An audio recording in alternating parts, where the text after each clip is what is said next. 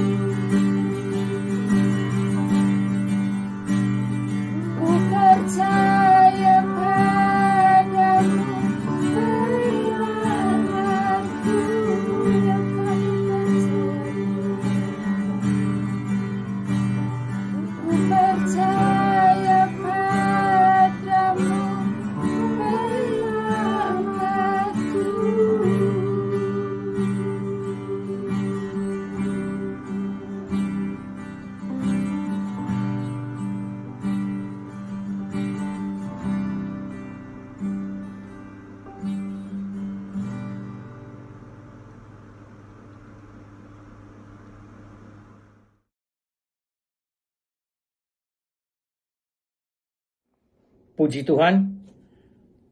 Shalom semua. Sekali lagi kita punya kesempatan untuk memberi kepada Tuhan apa yang Dia telah memberi kepada kita. Nah, sebelum kita berdoa untuk persembahan ini, saya mau membagi beberapa ayat-ayat di dalam firman Tuhan untuk menghiburkan kalian semua. Pertama, saya mau bagikan ayat di dalam Kisah Para Rasul pasal 20 ayat 35. Dan ayat ini berkata, dalam segala sesuatu telah kuberikan contoh kepada kamu, bahwa dengan bekerja demikian, kita harus membantu orang-orang yang lemah dan harus mengingat perkataan Tuhan Yesus. Sebab Ia sendiri telah mengatakan, adalah lebih berbahagia memberi daripada menerima. Dan saya mau bersaksi tentang ayat ini. Ketika ayat ini menjadi kenyataan di dalam hidup saya, aku tidak pernah ada kekurangan di dalam hidup saya. Sebab Tuhan yang sendiri mengatakan, adalah lebih berbahagia memberi daripada menerima. Dan ayat yang berikut ada di dalam Korintus kitab 2, pasal 9, ayat 6 sampai 10. Dan ayat 6 berkata, camkanlah ini, orang yang menabur sedikit akan menuai sedikit juga, dan orang yang menabur banyak akan menuai banyak juga. Ayat ini gampang mengerti ya. Yang menabur sedikit akan menuai sedikit, yang menabur banyak akan menuai banyak juga. Dan ayat 7, hendaklah masing-masing memberikan menurut kerelaan hatinya, jangan dengan sedih hati atau karena paksaan, sebab Allah mengasihi orang yang memberi dengan sukacita. Ayat 8, dan Allah sanggup melimpahkan segala kasih karunia kepada kamu, supaya kamu senantiasa berkecukupan di dalam segala sesuatu, dan malah berkelebihan di dalam berbagai kebajikan. Ayat 9, seperti ada tertulis, Ia membagi-bagikan, Ia memberikan kepada orang miskin, kebenarannya tetap untuk selamanya. Ayat 10, Ia yang menyediakan benih bagi penabur dan roti untuk dimakan. Ia juga yang menyediakan benih bagi kamu dan melipat gandakannya dan menumbuhkan buah-buah kebenaran. Saya harap kalian semua yang bisa merenungkan ayat-ayat ini semua untuk menghiburkan kalian semua. Mari kita berdoa. Bapa di surga, di dalam nama Tuhan Yesus, terima kasih Bapa atas kesempatan ini untuk kami memberi kepada Tuhan apa yang Engkau telah memberi kepada kami. Bapa, kami berdoa bahwa Engkau memberkati kesembahan ini untuk kemuliaan-Mu Tuhan. Engkau sudah janji di dalam firman-Mu Tuhan, Engkau akan memberkati kami berlimpah-limpah Tuhan.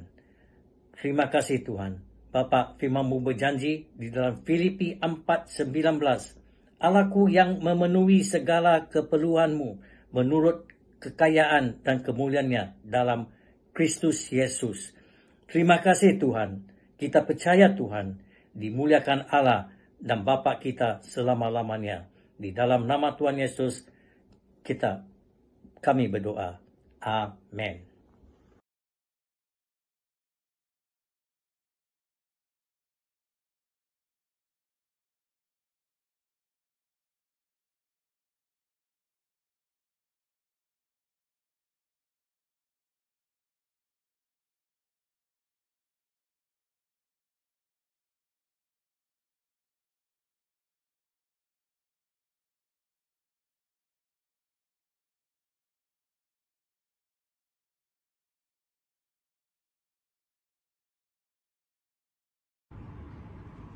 Shalom, selamat pagi semuanya.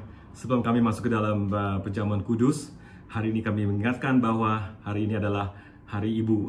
Happy Mother's Day untuk semuanya yang sudah menjadi ibu. Dan juga kami akan menjelaskan sesuatu mengenai perjamuan kudus ini. Dan saya harap hanya yang sudah dibaptis, yang sudah dibaptiskan selam, dan sudah terima Yesus sebagai juru selamat mereka, dan sudah mengumumkan secara umum bahwa aku adalah miliki Tuhan.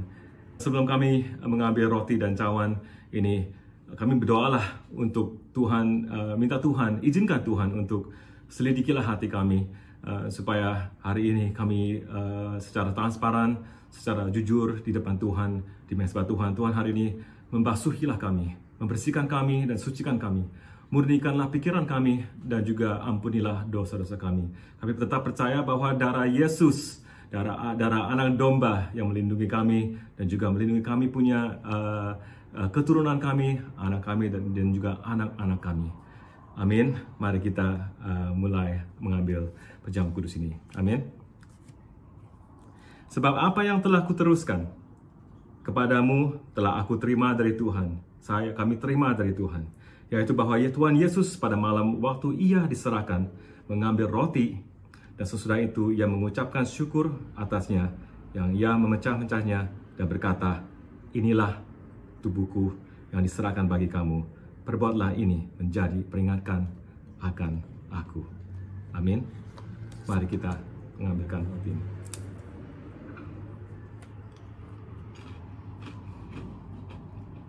Thank you Jesus Lord. Thank you Lord. Dan demikian juga ia mengambil cawan sesudah makan lalu berkata, cawan ini adalah perjanjian baru yang dimeteraikan oleh darahku. Perbuatlah ini setiap kali kamu meminumnya menjadi peringatan akan aku. Kami meminum dari cawan ini mengingatkan bahwa Tuhan Yesus, darah anak domba ini yang menyelamatkan kami. Kami bersyukur, kami bersukacita, kami bisa bersama satu darah dengan Yesus. Haleluya, thank you Jesus. Mari kita minumkan dari cawan ini.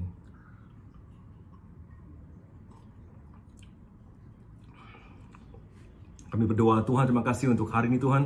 Biarlah Tuhan tubuh-Mu yang menjadikan kami satu, supaya kami menjadi satu keluarga, meskipun kami berpisah di dalam peristiwa ini Tuhan, tetapi di dalam satu hati kami bersatu Tuhan. Dan juga karena kami bersatu Tuhan, apa yang Engkau berkat yang mengalir dari Engkau, dari darah-Mu Tuhan, kami tetap terima berkat-Mu, tetap terima pelindungan-Mu, tetap terima dari keselamatan-Mu Tuhan. Kami terima segalanya dari Engkau, karena kami adalah satu keluarga, dari sumbernya dari sumbernya dari satu kasih oleh Engkau Tuhan. Hari ini kami doakan untuk semua ibu di dalam hari ibu Tuhan. Engkau memberkati mereka semua dan tutup bungkus mereka dan melindungi mereka. Dan juga Tuhan memberikan mereka ide-ide yang luar biasa Tuhan. Supaya Tuhan, seorang ibu adalah yang selalu memberi kedamaian sejahtera di dalam segala semua rumah, di dalam segala keluarga. Mereka adalah seorang yang memegang damai sejahtera di dalam keluarga. Yang percaya semua katakan amin.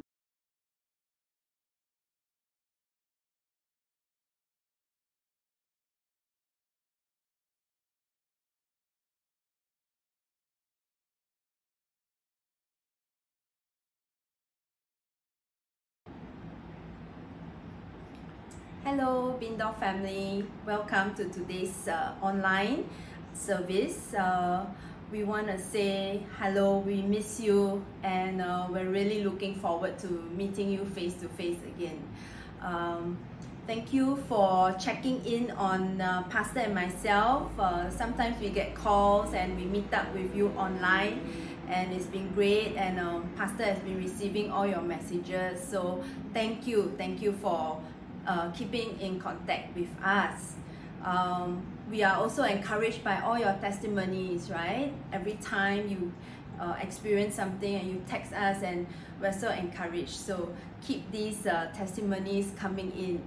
Okay, today is a special day. It's Mother's Day, and to all of our moms out there, happy Mother's Day. Okay. I know you all have sacrificed a lot, and your reward is great. Okay, your family appreciates you. We appreciate you. So happy Mother's Day.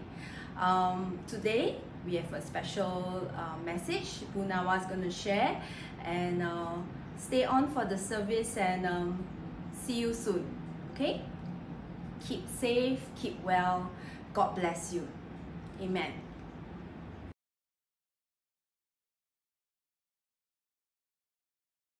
Shalom semua, bagaimana kabar kalian? Doa saya, semoga semua sehat-sehat selalu dan tidak kekurangan satu apapun juga. Hari ini saya mau mengucapkan Happy Mother's Day untuk semua ibu-ibu yang merayakan. Semoga berkat Tuhan terus mengalir dalam kehidupan kalian. Sebelum kita masuk dalam firman Tuhan, mari kita berdoa terlebih dahulu. Mari kita berdoa. Tuhan Yesus yang bertata dalam kerajaan surga, kami datang ke hadapan-Mu Tuhan saat ini. Siap mendengarkan apa yang hendak Kau sampaikan melalui firman-Mu.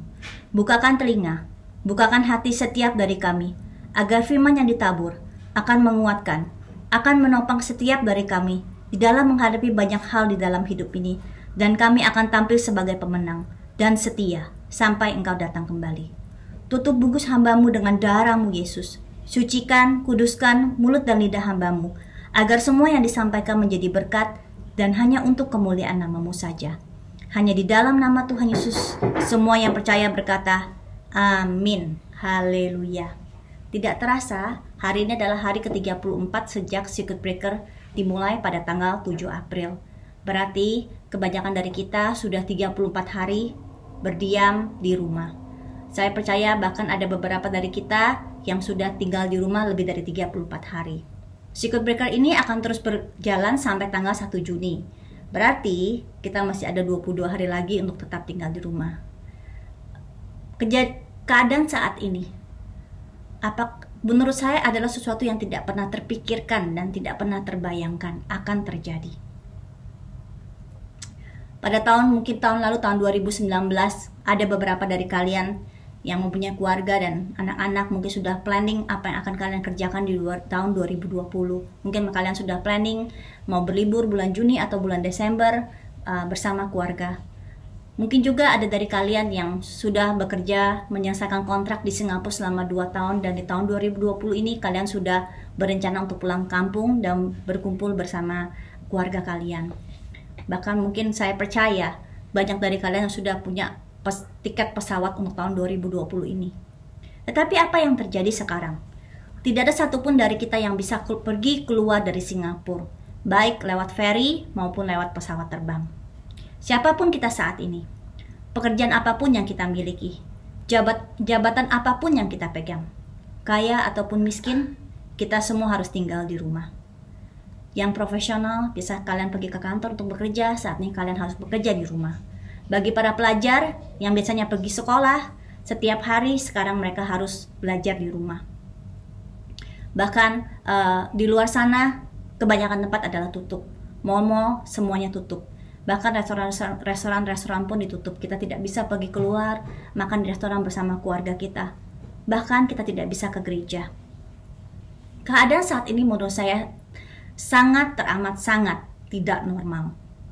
Saya percaya banyak dari kalian yang mulai mengalami apa yang itu namanya kekhawatiran. Mungkin ada beberapa dari kalian yang saat ini bekerja mempunyai kekhawatiran, apakah saya akan tetap mempunyai pekerjaan saya bulan depan. Mungkin sebagian dari kalian yang bekerja, mungkin kalian mulai khawatir apakah saya akan kena pay cut bulan depan. Mungkin bagi kalian juga yang di dalam bisnis, kalian mulai khawatir apakah saya akan mengalami kerugian bulan depan, 2 bulan dan bulan-bulan berikutnya. Tahukah saudara, kalau iblis sangat menyukai keadaan kita saat ini, kekhawatiran yang kita alami, di mana dia melihat orang-orang yang hatinya penuh dengan kekhawatiran.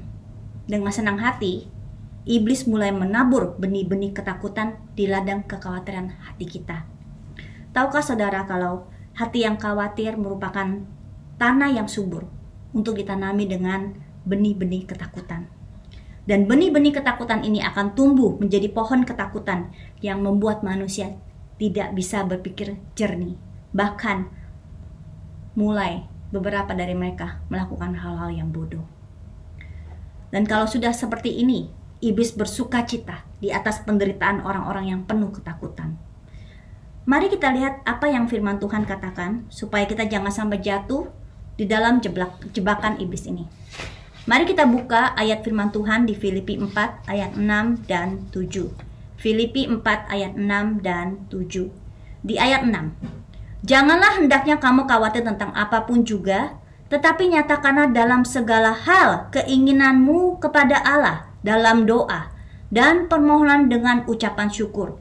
Di ayat 7 berkata, damai sejahtera Allah yang melampaui segala akal akan memelihara hati dan pikiranmu dalam Kristus Yesus. Saya akan bercerita kejadian yang pernah terjadi dalam diri saya dan bagaimana firman Tuhan ini menjadi begitu nyata lewat kejadian yang saya alami. Di awal tahun 2019 saya mengalami sakit di bagian pundak bagian kiri saya.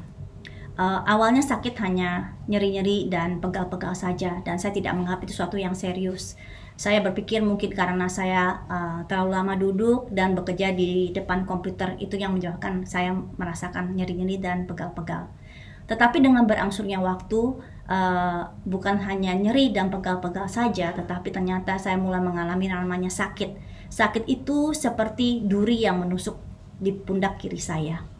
Karena keadaan saya tidak semakin membaik, saya mengambil keputusan untuk pergi ke dokter umum untuk memeriksa keadaan saya.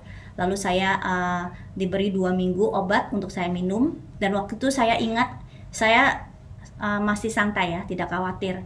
Saya pikir oke, dengan makan obat 2 minggu maka keadaan saya akan membaik, keadaan saya akan sembuh. Tetapi kenyataan berkata lain. Setelah 2 minggu keadaan saya tidak membaik. Lalu saya balik ke dokter, di bulan kedua minum obat lagi, keadaan tidak semakin membaik. Itu terus berangsur sampai 3 bulan. Apa yang terjadi dengan saya? Bukan hanya tidak baik, tetapi saya mulai mengalami tidak bisa mengangkat tangan kiri saya. Pada saat saya angkat, tangan kiri saya itu sangat sakit. Apa yang terjadi dengan saya saat itu adalah saya mulai masuk yang namanya di dalam kekhawatiran. Dan saya tahu siapa yang menabur benih-benih kekhawatiran itu. Iblis mulai menabur benih-benih ketakutan di dalam hati saya. Dan kekhawatiran ini terus berkelanjutan, karena bukan saja saya merasa sakit di pundak saya seperti ada duri yang menusuk, saya mulai tidak bisa angkat tangan saya, bahkan saya mulai tidak bisa melakukan pekerjaan-pekerjaan yang sangat sederhana yang seharusnya saya bisa kerjakan dengan sangat mudah, karena sakit yang mulai tidak tertahankan. Dan yang terlebih-lebih lagi, saya mulai tidak bisa tidur pada malam hari. Karena pada saat saya merebahkan diri saya mulai merasakan sakit yang teramat sangat sakit, seperti begitu banyak duri-duri yang menusuk pundak saya. Setiap malam saya tidak bisa tidur. Satu-satunya cara untuk saya bisa tidur setiap malam adalah jika saya dalam posisi duduk, maka sakit itu akan hilang. Dan itu terus berlanjut selama 6 bulan. 6 bulan saya harus tidur dalam posisi duduk. Bisa dibayangkan betapa sengsaranya saya. Dan saya masih ingat waktu itu saya mengalami sulit tidur. Setiap malam saya baru bisa tidur pada saat mungkin jam 3 pagi, mungkin jam 4 pagi, dan saya hanya bisa tidur hanya beberapa jam saja. Jujur saya sangat khawatir dengan keadaan saya, dan bukan cuma saya khawatir, bukan cuma saja saya takut, tapi saya mulai merasa frustasi dengan keadaan saya. Iblis mulai menabur benih-benih ketakutan dalam pikiran dan hati saya. Dan berbagai macam pikiran-pikiran yang negatif mulai muncul. Dan itu memicu perasaan khawatir dan takut saya semakin menjadi-jadi. Ujung-ujungnya saya sedih, saya gelisah, saya cemas, saya frustasi, bahkan saya ingat saya sering marah-marah dengan alasan yang tidak jelas. Tapi saya ingat waktu itu keadaan saya mengucap syukur dalam keadaan itu keluarga saya, baik suami saya maupun anak-anak saya, mereka terus mendoakan saya. Mereka berdoa meminta kepada Tuhan untuk kesembuhan buat budak saya. Suatu hari anak saya yang pertama melihat keadaan saya semakin memburuk, lalu dia berdiskusi dengan papanya dan dia mengambil keputusan untuk mendaftarkan saya mengecek di Singapore General Hospital untuk cek supaya saya bisa mendapatkan dokter spesialis untuk meneliti mengecek keadaan saya. Dan saya mendapat appointment-nya, lalu saya datang dan mereka melakukan beberapa tes sampai terakhir saya melakukan tes MRI.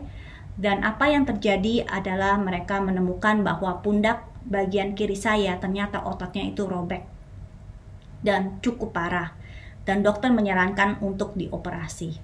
Waktu itu jujur saya bukan cuma khawatir, saya bukan cuma takut, tapi saya benar-benar shock. Kenapa? saya nggak nyangka kalau keadaan pundak saya akan sebegitu parahnya.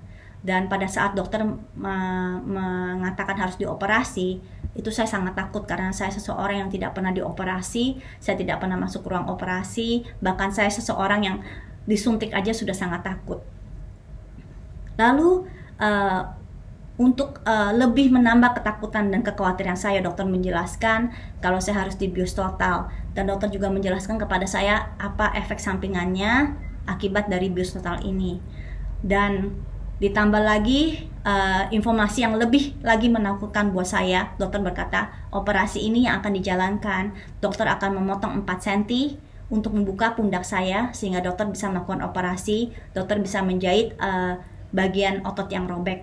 Dan lebih menakutkan lagi, dokter berkata dia akan memasukkan 2 mur di dalam pundak saya. Saya benar-benar takut, saya benar-benar semua perasaan takut dan khawatir itu seperti sudah bertumpuk-tumpuk di dalam pikiran dan hati saya. Lalu, apa yang saya kerjakan? Pertanyaan yang sama saya tanya pada kalian semua. Jika kalian mengalami masalah dan kalian masuk ke dalam ketakutan dan kalian masuk ke dalam kekhawatiran, apa yang kalian kerjakan? Waktu itu yang saya kerjakan adalah 1, saya curhat dengan teman saya. Pada saat saya curhat dengan teman saya, ada salah satu teman saya pada saat mengetahui apa yang akan terjadi dengan saya, dia lalu berkata seperti ini, wah, kalau mau dipasang mur, berarti itu ada benda besi, ada sesuatu yang asing dimasukkan ke dalam tubuh kamu. Dan efek sampingannya takutnya, kalau kamu berada di ruangan AC atau kamu pergi ke negara yang dingin, maka kamu akan mengalami ngilu, kamu akan mengalami nyeri, dan itu akan terus berlangsung seumur hidup kamu. Wah, komplit sudah rasa takut dan khawatir saya. Lalu apa yang saya kerjakan berikutnya? Karena saya sudah takut, saya sudah khawatir, semakin menjadi-jadi. Pikiran saya mulai bercabang, pikiran saya mulai kemana-mana. Lalu saya mulai berpikir, kalau saya harus mengalami operasi, jadi saya ingin tahu operasi itu seperti apa yang akan dokter ini kerjakan. Jadi, karena saya mulai berpikirnya bercabang-cabang, maka saya mengambil keputusan untuk tanya dengan Uncle Google. Saya juga tanya dengan Uncle YouTube. Hasil pertanyaan saya mendapatkan satu video yang dimana video itu menayangkan seorang dokter melakukan operasi yang sama, otot yang robek seperti saya, bagaimana mereka melakukan operasinya. Ternyata di video itu memperlihatkan bagaimana dokter itu hanya membuka lubang kecil di pundak dan memasukkan alat, lalu robot yang mengerjakan menjahit otot yang robek. Wah, pada saat saya nonton itu saya bilang, wah ini canggih sekali dokternya, canggih sekali. Dan saya makin khawatir lagi. Saya sudah tadi khawatir mau dioperasi, sudah khawatir mau dibius total, sudah khawatir mau dipotong 4 cm, dimasukkan mur. Lalu ini lebih komplit lagi karena saya menyadari ternyata dokter yang menangani saya kurang jago sepertinya ya. Dokter yang menangani saya sepertinya kurang pengalaman ini ya, kurang hebat. Saya semakin merasa, saya semakin khawatir, saya semakin takut. Lalu apa yang saya kerjakan berikutnya? Step berikutnya yang saya kerjakan adalah, lalu saya tanya suami saya. Saya datang ke suami saya menceritakan apa yang saya lihat di YouTube, video yang saya lihat. Lalu saya mulai berkata kepada suami saya, ternyata itu ya, dokter yang menangani saya sepertinya kurang jago, sepertinya kurang pintar. Jadi lebih baik kita mencari yang namanya itu second opinion. Karena operasi saya itu operasi serius. Of course, saya mau mendapatkan yang terbaik. Saya mau mendapatkan dokter yang terbaik yang bisa mengoperasi saya yang terbaik karena saya takut. Dan saya juga tidak mau dipotong 4 cm. Kalau memang cuma bisa membuka lubang kecil, kenapa harus dipotong 4 cm? Ini adalah hal yang saya rasa sangat lumrah yang dihadapi oleh setiap dari kita. Pada saat kita bingung, pada saat kita takut, pada saat kita khawatir, maka apa yang kita kerjakan? Kita akan cari second opinion. Second opinion itu berarti kita memakai kepintaran kita sendiri, kita memakai pikiran kita sendiri, kita mencari jalan keluar yang menurut kita adalah itu yang terbaik buat kita. Lalu apa jawaban suami saya? Suami saya menjawab seperti ini, kalau memang itu yang terbaik, oke, kita bisa cari second opinion. Tetapi dia berkata, kamu harus ingat ya, kalau kita cari dokter lain berarti operasi akan mengalami penundaan. Karena dokter yang baru, untuk mencari second opinion, maka dokternya akan melakukan banyak tes lagi, baru mengambil keputusan apa yang hendak dikerjakan. Sedangkan keadaan saya waktu itu, sakit saya sudah tidak tertahankan. Lalu suami saya bertanya, apa kamu bisa menahan beberapa lama lagi untuk second opinion? Lalu saya mulai diam dan saya mulai berpikir, betul juga, sebenarnya saya sudah tidak tahan, sakit yang saya alami itu sudah tidak tertahankan. Lalu berikutnya suami saya berkata, gini aja, bagaimana kalau kamu bawa dalam doa dulu dan tanya Tuhan. Apa yang dikatakan suami saya kalimat terakhir itu betul-betul menyadarkan saya. Saya baru sadar kalau saya selama ini belum pernah nanya Tuhan. Apa yang saya kerjakan, saya curhat sama teman, saya cari informasi sendiri, lalu saya pakai pikiran sendiri, saya pakai kepandaian sendiri. Saya baru sadar, saya belum cari Tuhan. Dan saya nurut dengan apa yang suami saya katakan. Pada saat saya datang di hadapan Tuhan, saat itu saya ingat, saya ambruk di hadapan Tuhan. Pada saat saya bersujud di hadapan Tuhan, saya nangis di hadapan Tuhan. Karena begitu kekhawatiran saya dan ketakutan saya sudah begitu menumpuk. Benih-benih ketakutan dan kekhawatiran ditanamkan iblis itu sepertinya sudah tumbuh, sudah subur dalam pikiran dan hati saya. Pada saat saya datang di hadapan Tuhan, saya ingat waktu itu saya hanya bisa menangis, dan saya hanya bisa menangis. Saya nggak bisa curhat, saya nggak bisa ngomong di hadapan Tuhan. Tetapi Tuhan itu baik.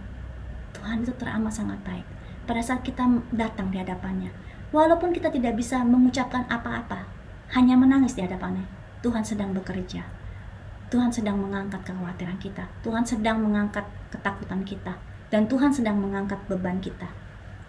Setelah saya menangis dan saya sudah berhenti menangis, begitu saya merasakan seperti beban ada sesuatu yang diangkat di dalam dari hati saya dan pikiran saya, maka saya mulai bisa memuji dan memuliakan Tuhan. Saya ingat waktu saya memuji dan memuliakan Tuhan, dan Tuhan ingatkan saya akan kebaikan Dia dalam hidup saya, berkat-berkatnya, kesetiaannya, pertolongan yang tidak pernah terlambat, janji-janjinya iya dan amin. Dan saya mulai memuji dan memuliakan Tuhan, dan saya mengucap syukur saat itu. Saya ingat, dan pada saat saya memuji dan memuliakan nama Tuhan, pada saat saya mengucap syukur, Tuhan mulai menjawab doa saya.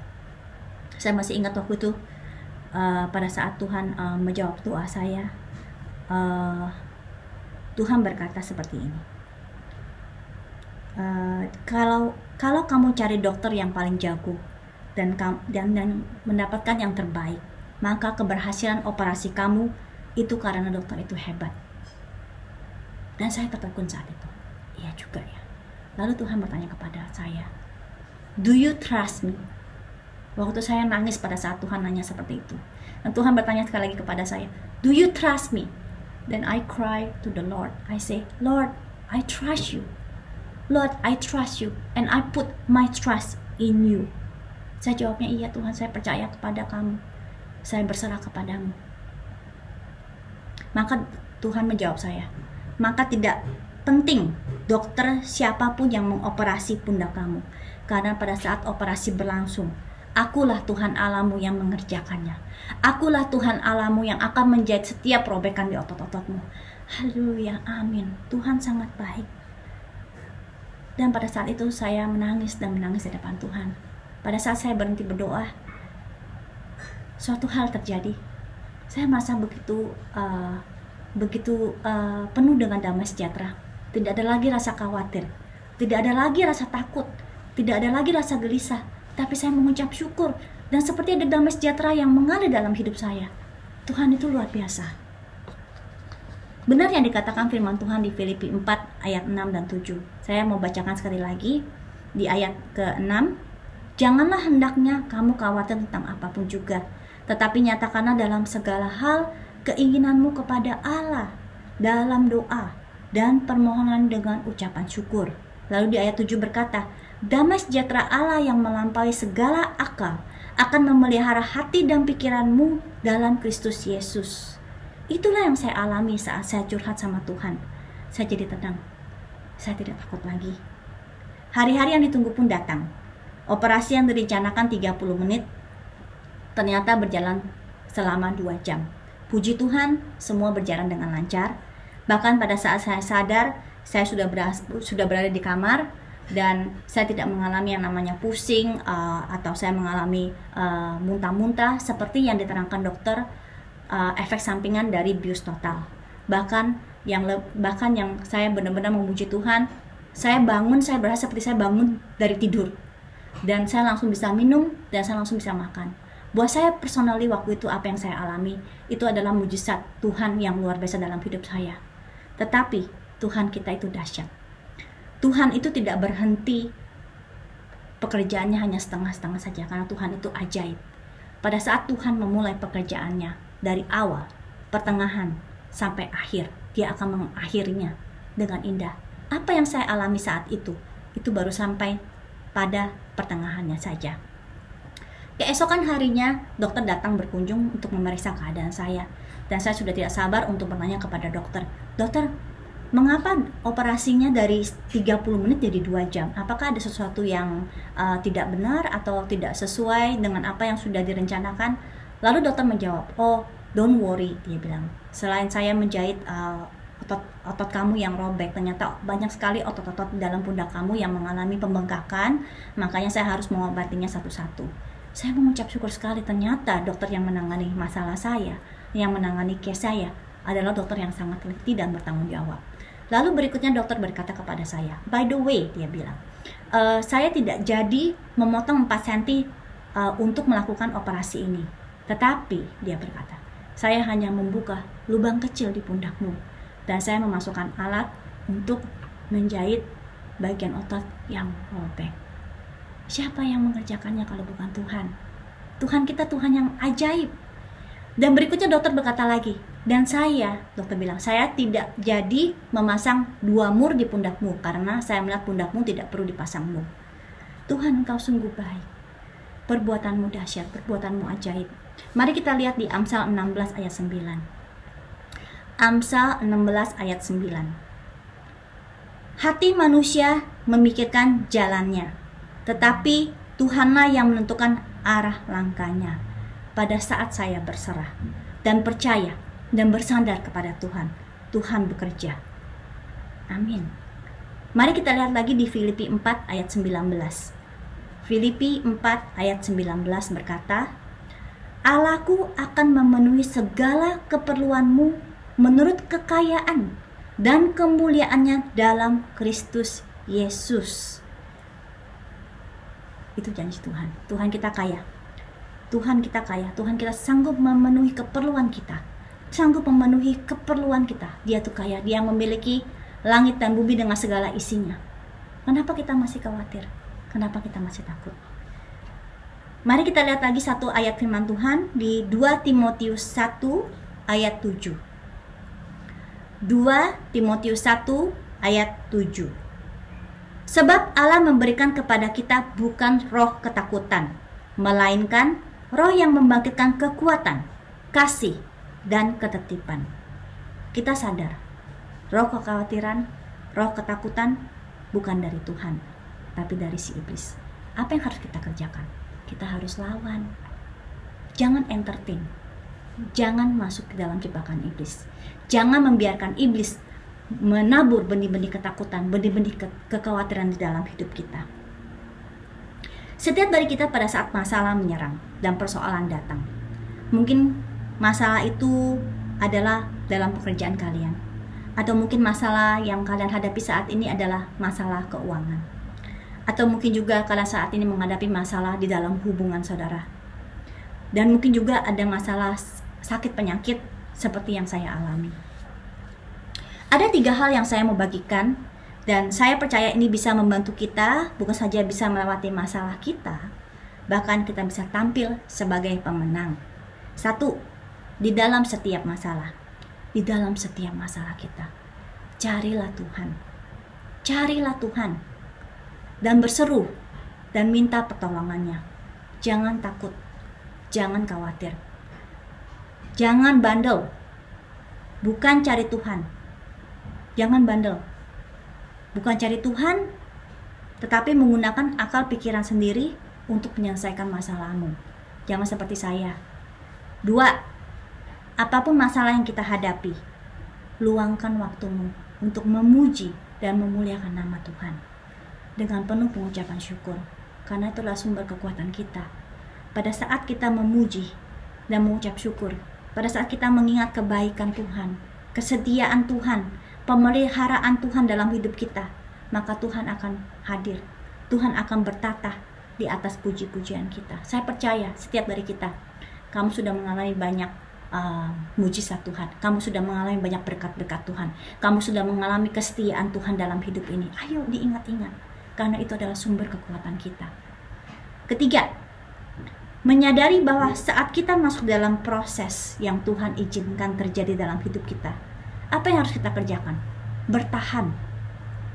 Izinkan Tuhan mengasah kita. Memang tidak enak. Proses itu memang tidak enak dan seringkali tidak mudah. Tetapi jika kita mengerti proses ini untuk kebaikan kita, untuk kita lebih bersandar kepada Tuhan, untuk kita lebih bergantung kepada Tuhan, dan Tuhan akan menyertai, Tuhan akan menopang. Itu janji Dia. Jangan malah kita bersungut-sungut, jangan kita malah komplain, jangan cari jalan sendiri, jangan cari jalan pendek, jangan cari jalan instan. Terakhir di firman Tuhan berkata, Yesaya 41 ayat 10. Yesaya 41 ayat 10 berkata, jangan takut, sebab Aku menyertai engkau. Jangan bimbang, sebab aku ini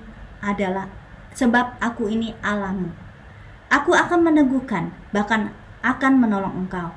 Aku akan memegang engkau dengan tangan kananku yang membawa kemenangan. Itu janji Tuhan. Dia akan menopang, Dia akan memegang kita. Dan pada saat proses telah selesai, kita akan tampil sebagai pemenang. Haleluya. Amin. Saat ini saya mau mengambil kesempatan untuk mendoakan beberapa dari kalian.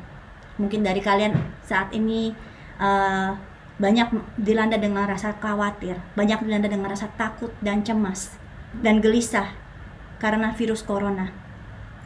Ayo, saatnya hari ini mengambil keputusan, tidak membiarkan iblis menabur benih-benih roh ketakutan, roh-roh kekhawatiran di dalam pikiran kita. Datang ke hadirat Tuhan.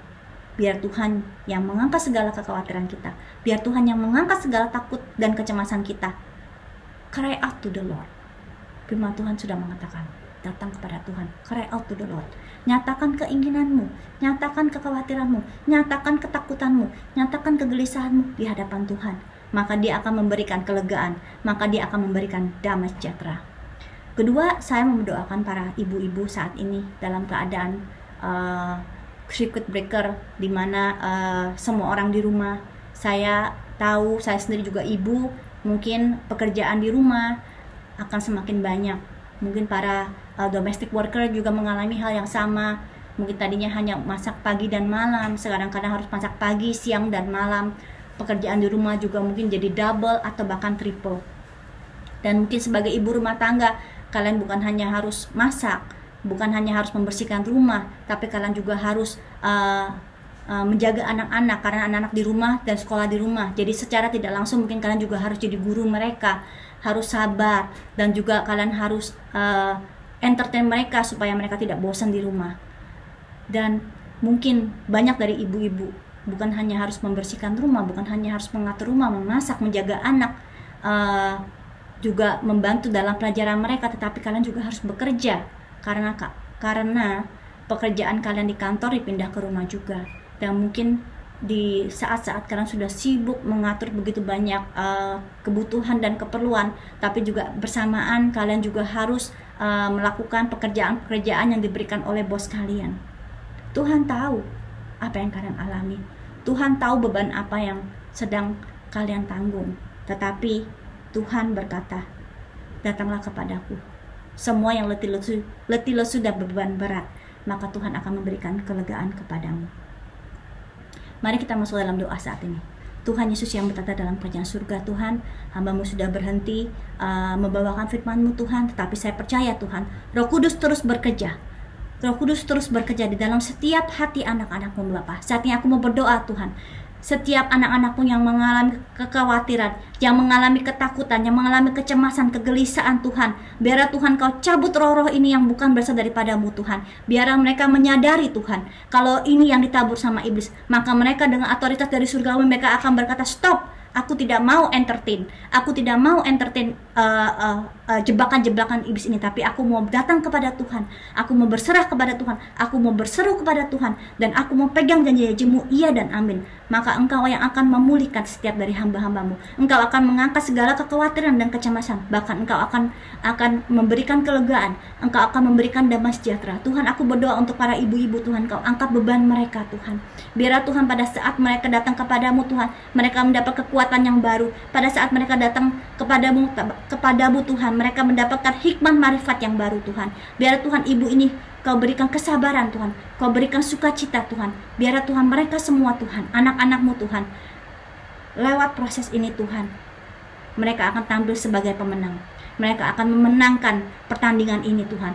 Dan pada saatnya nanti Tuhan, nama-Mu dipermuliakan lewat kesaksian hidup mereka. Tutup bungkus mereka Tuhan, setiap dari anak-anak-Mu dengan darah-Mu Yesus. Pagari mereka dengan malaikat-Mu Tuhan. Lindungi, jagai setiap keluarga Tuhan. Terima kasih Tuhan. Kami mau berdoa dan kami menyerahkan semuanya ke dalam tangan-Mu saja. Hanya di dalam nama Tuhan Yesus Kristus semua yang percaya berkata amin.